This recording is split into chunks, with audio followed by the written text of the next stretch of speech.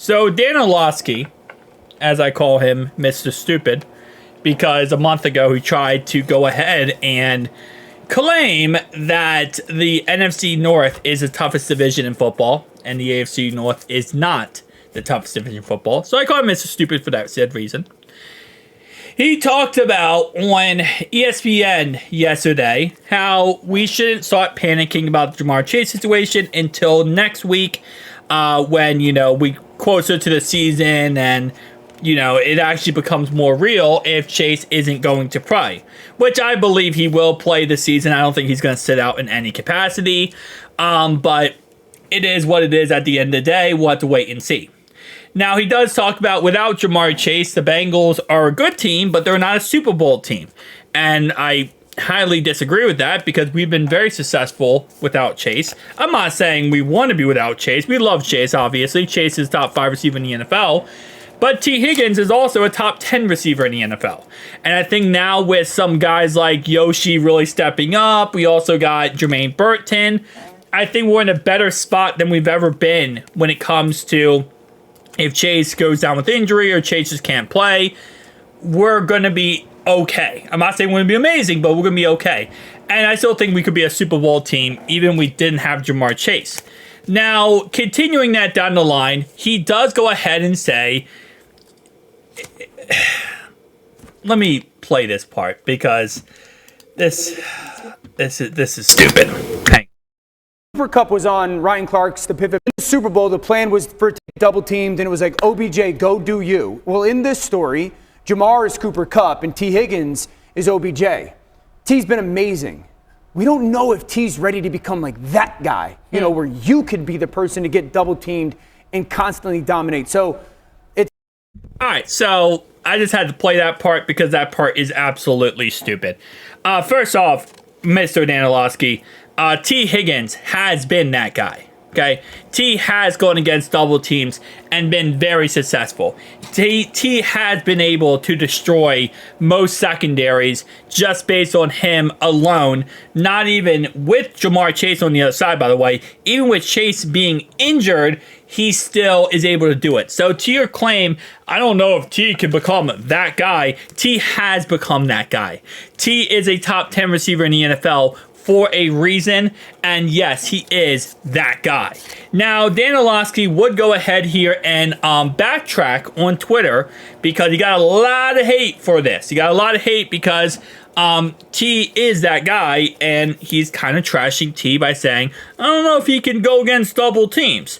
So he backtracks, and he says that T is a wide receiver 1, which is kind of weird because if he's a wide receiver 1, how would... You just said you don't know if he can go against double teams, which if he can't go against double teams, can't really be that good of a wide receiver 1, Kenny, because that's like number 1. If you're the best receiver on the team, you're a wide receiver 1, you got to go against double teams to be able to beat them consistently. He said, but can he, if he comes down to it, replicate Chase's impact? And here's what I'll say, right? The way you're putting that, when T's on the field and Chase isn't on the field, other receivers get open because T's on the field, right? And the whole argument he made here was when Chase is on the field, T gets open because Chase is on the field. So what you're saying is both guys are doing the exact same thing. Now, will Chase or T be able to catch the ball exactly like Chase and play identical to Chase? No, because Chase is a better receiver. Chase is a top 5 receiver, and then T's a top 10. So they're completely different receivers. I mean, that's just kind of how it works. They both kind of go up and get a type of guys, but Chase is a little bit better, and that's just kind of how football works. He does go ahead and say Jamar is who the offense runs through. He gets doubled and still wins. I disagree with that subject, by the way. Last year when we played the Bills in the game in the regular season, Jamar got doubled the whole entire game and actually did not have any receptions. T had a lot of receptions in that game and played pretty dang well. So in the end, he actually did not get open and did not win double teams. Again, it's very possible. It does, he there's a lot of times where he will catch the ball in double coverage, but it's not as much as you're saying in that context. And then also, number 2 here, he says that he softens the defense for the run game. I don't know what run game you're talking about, because last year, even with Joe Mixon having a very good stats-wise, we could not run the ball to save our freaking life. And our offensive line was absolutely dog water. So I'm not sure what run game you're talking about. You might want to watch last year Bengals and kind of then go with that. And also, a little side note here. Our offensive line the last couple years have been absolutely dog water. So when we do, for example, we're able to throw the ball down the field and actually get the ball down the field, a lot of times the problem isn't really Chase getting doubled or Chase getting, whatever, or T getting doubled. It really is just the fact of us not having time to throw the freaking football. Then last year we lost, Joe for half the year. That doesn't help.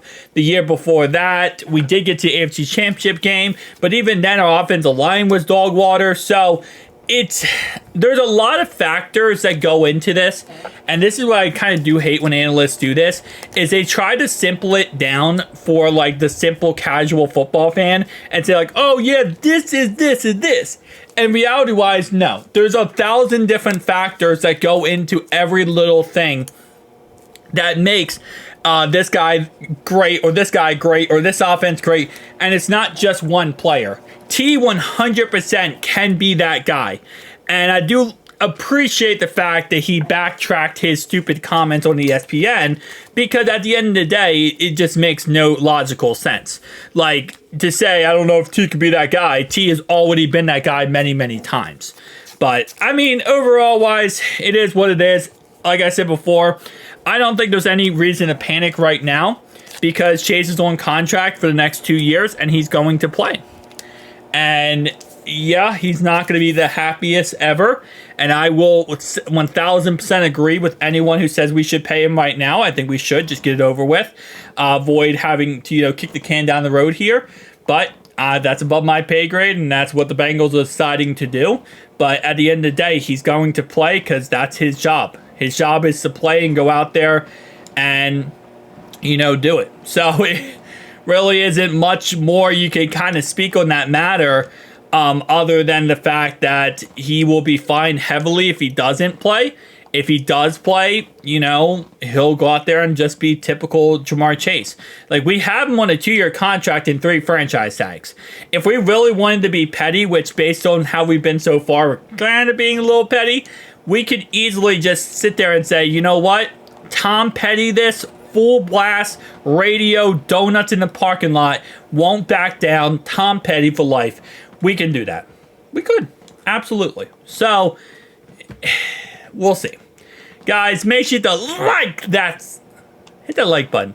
Subscribe to the channel if you already new. And remember, it's Who Day every day. Who Day.